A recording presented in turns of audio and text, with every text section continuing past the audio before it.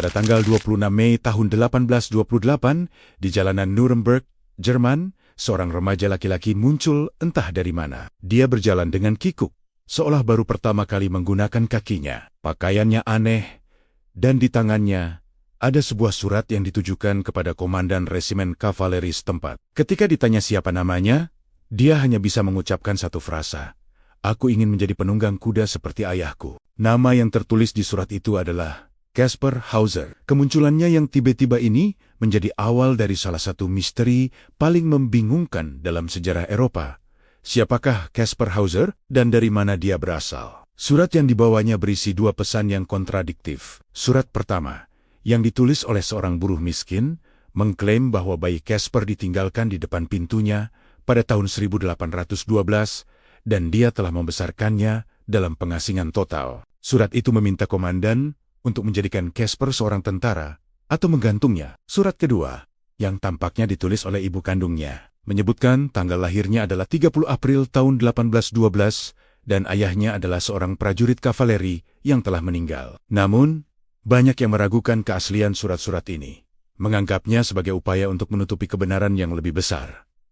Perilaku Caspar sendiri sangat aneh. Dia tampak seperti anak kecil dalam tubuh remaja. Dia hanya mau makan roti dan minum air, menolak makanan lain dengan jijik. Matanya sangat sensitif terhadap cahaya, dan dia kesulitan berjalan di siang hari. Dia tidak bisa mengenali benda-benda umum seperti cermin atau api. Semua ini menunjukkan bahwa dia mungkin telah menghabiskan sebagian besar hidupnya dalam kegelapan dan isolasi total. Warga Nuremberg terpesona sekaligus bingung. Beberapa menganggapnya penipu, sementara yang lain melihatnya sebagai anak liar yang membutuhkan bantuan. Caspar akhirnya ditempatkan di bawah asuhan seorang guru bernama Georg Friedrich Dummer. Disinilah perkembangan luar biasa terjadi. Dalam waktu singkat, Caspar belajar berbicara, membaca, dan menulis dengan lancar. Ingatannya yang tajam memungkinkan dia untuk menyerap informasi dengan cepat. Dia juga mulai mengingat masa lalunya. Caspar menggambarkan sebuah sel gelap yang sangat kecil, tempat dia menghabiskan seluruh hidupnya. Dia tidak pernah melihat wajah manusia,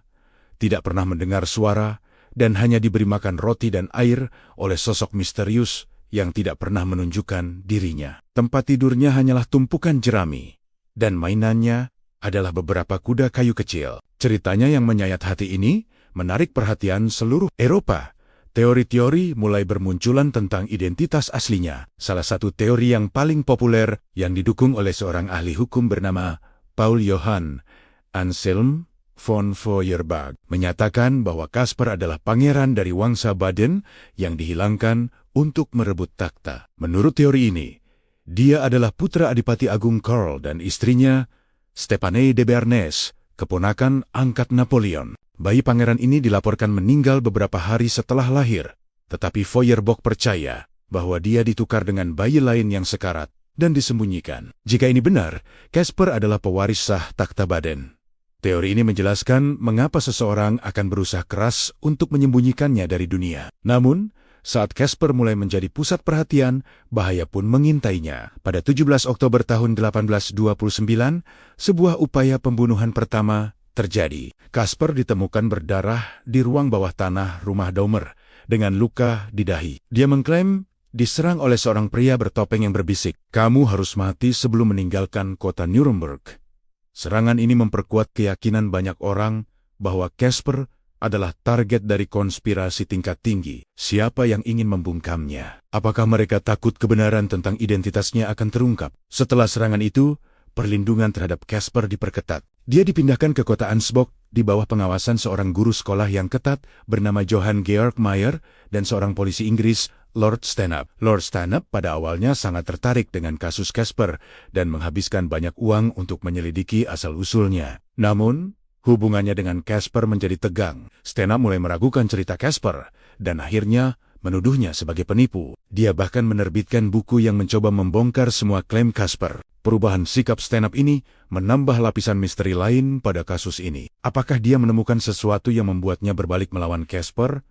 Atau apakah dia sendiri bagian dari konspirasi untuk mendiskreditkannya? Tragedi puncak terjadi pada tanggal 14 Desember tahun 1833. Caspar pulang dengan sempoyongan, memegangi sisi tubuhnya yang terluka parah. Dia berhasil mengatakan bahwa dia telah dibujuk untuk pergi ke taman istana dengan janji akan diberitahu informasi penting tentang ibunya. Di sana, seorang pria tak dikenal menikamnya di dada sebelum melarikan diri. Sebuah dompet ungu ditemukan di dekat lokasi kejadian, berisi catatan samar yang ditulis dalam tulisan cermin. Pesan itu tidak memberikan petunjuk jelas, hanya menambah kebingungan. 3 hari kemudian, pada 17 Desember tahun 1833, Caspar Hauser meninggal karena lukanya.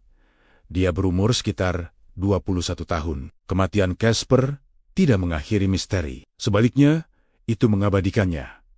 Pertanyaan-pertanyaan tetap tak terjawab. Apakah dia benar-benar seorang pangeran yang hilang, ataukah dia seorang penipu ulung yang ceritanya menjadi terlalu besar untuk dikendalikan? Beberapa orang bahkan berteori bahwa luka fatal itu disebabkan oleh dirinya sendiri. Mungkin sebuah upaya untuk mencari simpati yang tidak disengaja menjadi fatal. Namun, dokter yang melakukan otopsi menyatakan bahwa luka itu kemungkinan besar bukan hasil perbuatan sendiri. Batu nisan Caspar di Ansbach dihiasi dengan sebuah tulisan yang merangkum teka-teki hidupnya. Di sini terbaring Caspar Hauser, teka-teki zamannya. Kelahirannya tidak diketahui. Kematiannya misterius. Selama bertahun-tahun, para sejarawan, ilmuwan, dan penulis terus terpesona oleh ceritanya. Pada tahun 1996 dan 2002, analisis DNA dilakukan pada sampel darah dari pakaian yang diyakini milik Caspar.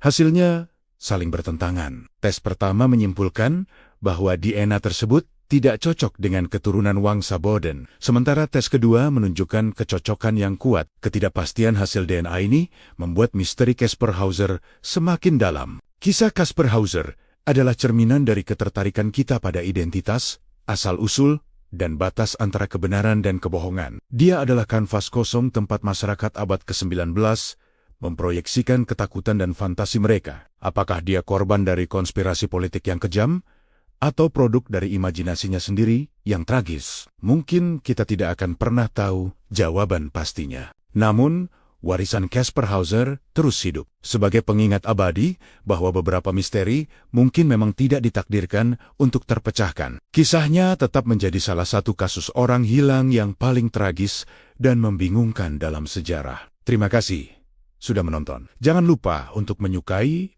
berkomentar, dan berlangganan channel ini untuk lebih banyak cerita misteri yang menarik. Sampai jumpa di video berikutnya.